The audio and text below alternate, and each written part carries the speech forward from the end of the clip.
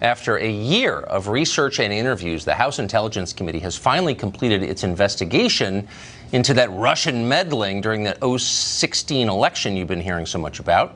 The final report is out. It's more than 200 pages long. Here's the headline. Investigators found no evidence of collusion or coordination of any kind between the Russian government and the Donald Trump for President campaign. None. So that's bad news for the other cable channels. They probably ought to apologize for the entire last year of their programming, but obviously don't hold your breath. But to the rest of us, there is really no surprise here because there was never any evidence of collusion. It was always a fantasy. By the way, the report does not offer any evidence that the Russian government directed the hacking of the DNC's servers or John Podesta's Gmail account either.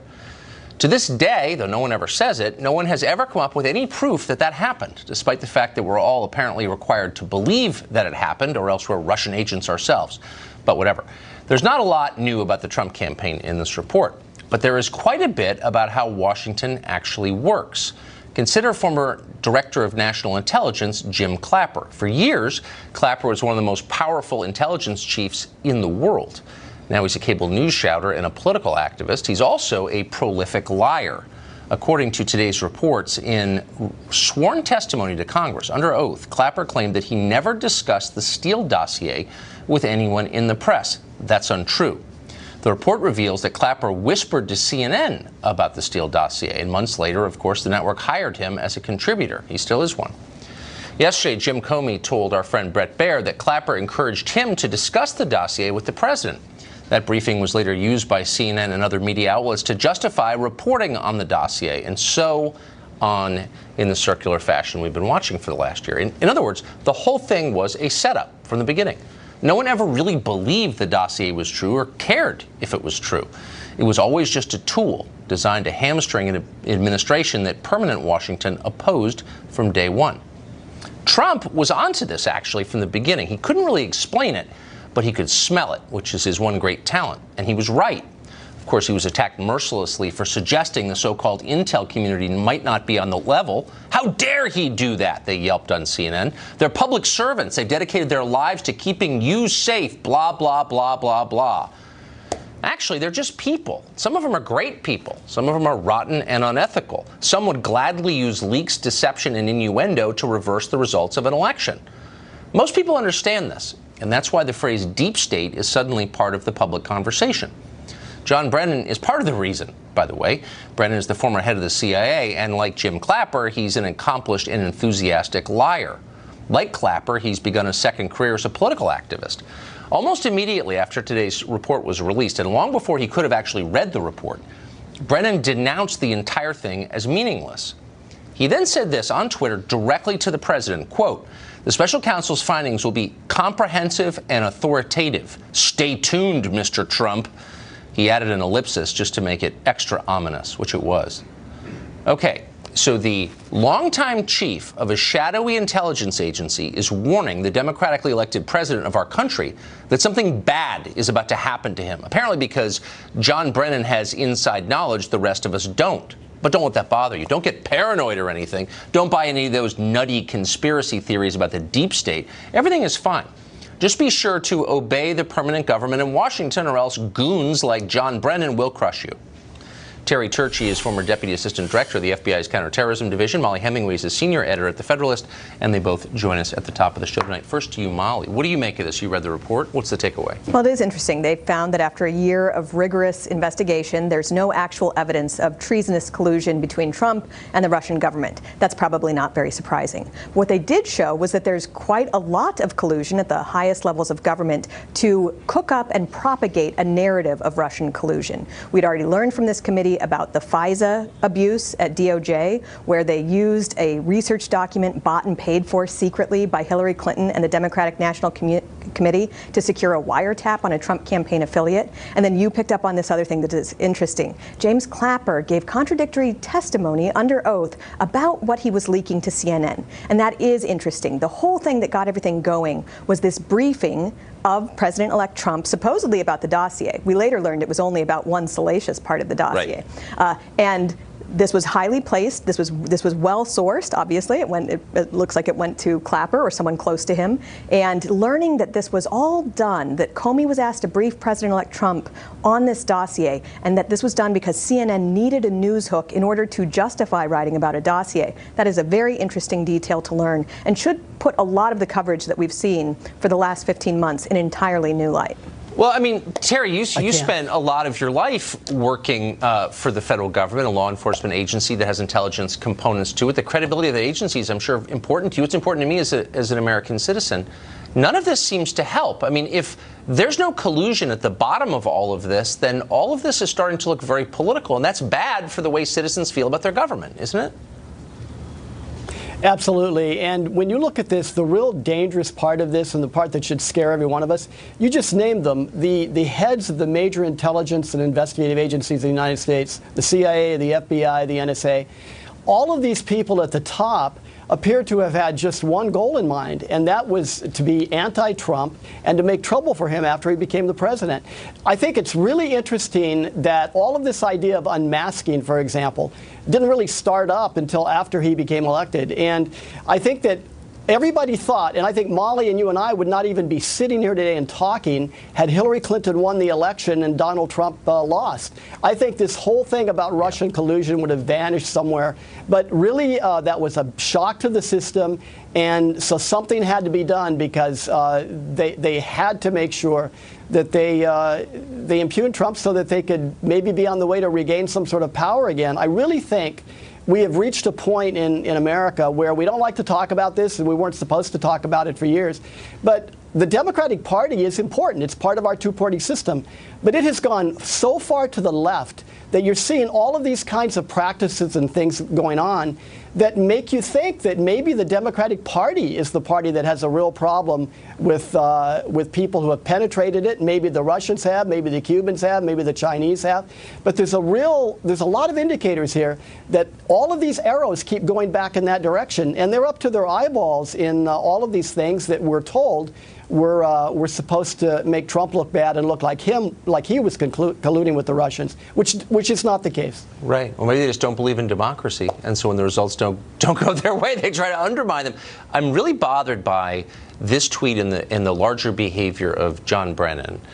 I don't understand why a former CIA director would send out a tweet, in effect threatening the president and suggesting that he knows something about the Mueller investigation that the rest of us don't. It's almost designed to convince the rest of us the deep state is real. It does almost seem like it was designed that way. It's also been a pattern for him. I don't know if you remember, about a year and 3 months ago, when Donald Trump was critical of intelligence agencies and intelligence community in general, a lot of people said, you better stop it or they will get back at you. And then shortly thereafter, this briefing occurred. It was immediately leaked to CNN, and the entire Russia narrative really got going. And this was a hysteria that has caused quite a bit of emotional and financial impact on the United States, including the setting up of a special counsel. And we learned this week that James Comey did admit that he had been sharing classified information with multiple people. He claims it's not a leak when he shares classified information with people for some reason that makes sense to him, but that for the rest of us would be criminal leaking. And that this involves Comey, Clapper, Brennan's highly partisan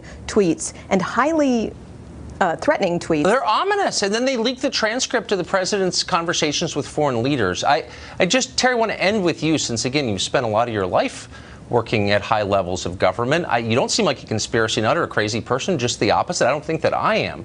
But are you starting to think that there is a kind of loose conspiracy of intent among permanent bureaucrats in Washington? It seems that way. I think there is, and I think that, unfortunately, a lot of the dogma and the ideology, Tucker, of the 1960s, where we were dealing with revolutionaries out in the street, I think a lot of that has now found its way inside government all these years later. And I know people are going to say, oh, wow, there's an old communist chaser. But that's what it looks like to me. It looks like the words that were used then are the words that are used now. People may not realize it, but if you look at the Prairie Fire ideology written by Bill Ayers and several other people back in the 1970s, the chief strategy to deal with infiltrating and then overthrowing eventually the United States government is called the resistance. And if you go into the detail of that 181 pages, if you really want to, the words come back and have a real strong meaning and a real ring, because they're everything we hear today: fascism, racism, Native American injustice. Yeah, no, I remember. All of these things are back, and now they're back, but the people that are using them are in a political party, I think, behind the scenes, trying to do everything they can to convert us in the direction of socialism. And our intelligence agencies that are supposed to protect us seem to be part of that now. The baby boom took over, so none of this should surprise us. Terry, Mollie, thank you both very much. Robin Biro was a regional director on Barack Obama's presidential campaign. He joins us tonight. So, Robin, I've watched the coverage of this report, and it does come from the Republican majority in the Intel Committee, but the coverage suggests an even deeper conspiracy. Are the Republicans on the Intel Committee intentionally, do you believe, covering up collusion with a foreign power in order to help Donald Trump? Do I believe that? You know, it's tough to say. I would say that Devin Nunes, he was on the transition team. He's basically a yes man for Donald Trump. It seems to me like they're engaging in willful ignorance. This seems partisan to me. My problem with it is that they specifically did not subpoena any electronic information. They didn't get any financial records. So this doesn't seem like a very complete investigation. And the rest. So does it? But I just want to make it. I want to understand the suggestion here. So the idea is that the Republicans on the committee, on the Intel Committee, supposed to be the most responsible members of the House of Representatives, know or suspect that the campaign colluded with a hostile foreign power, but are hiding it because they love Trump or because they're Russian stooges too, or what would be the motive there? No, Tucker. I think that it's basically, like I said, willful ignorance. I don't think that they want to find out that happened because they want their guy to remain in power. So that's why So they would hide treason? In the service of that, they would hide treason? Really? I would certainly hope not. Listen, I'm a veteran of the 75th Ranger Regiment. Right. I took an oath to defend and protect the country against all enemies, foreign and domestic. I would hope that our elected representatives would not do something as treacherous as that. But the fact that they would not subpoena these people, the fact that some of these witnesses now are pleading the Fifth, I remind you that Donald Trump himself said that anybody who pleads the Fifth is likely guilty. And now, they're not following. They just didn't follow. I would remind you that the president is not a constitutional scholar, and I think in our cooler moments we understand that that's a constitutionally guaranteed right, and it doesn't imply guilt, actually, as liberals used to remind us. But I'm wondering this. We've been at this for the entire course of Trump's term as president. This has been the focus, Russian collusion. Here you have the most comprehensive report to date says there isn't any. The Mueller investigation hasn't found any that we know of, and they leak everything, so you think we would know.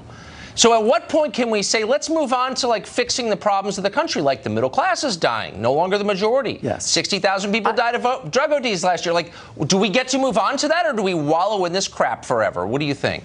Tucker, I hope to God we move on from this. We've been talking about it forever. I would love for this to draw to a conclusion. But as I said, protecting our way of democracy is of paramount importance. How much time did we spend investigating Hillary Clinton's emails? It was like 17 investigations. I just want this one by the way, just to be clear, I wasn't exactly leading the charge on that either. I just think at some point, let me just ask you really quickly, because no one ever asked this. And it's central. When are we going to see evidence that the Russian government hacked the DNC servers, which were never, as you know, never examined by the U.S. government in any way? There's no actual evidence of that I've seen. We all assume it's true. Whenever I raise this question, it's like, you're working for Putin. But it's a real question. Are we ever going to see evidence of that? That's a very fair question. I want to know the answer. I want to know the answer to that question just as well as you do. I'm giving the DNC side eye on that myself. I question it. It doesn't make sense to me, and I want answers. Americans do deserve answers on that from the DNC specifically. So that's a very fair question. There's too much lying. Like I said, it's like asking, want the Senate. Are we sure Assad used chemical weapons? Shut up, they explained. It's like, no, these are real questions. Thank you for being honest about that. They are real questions. Yeah. Yes. Robin, thank you. Good to see you. Thank you so much, Tucker.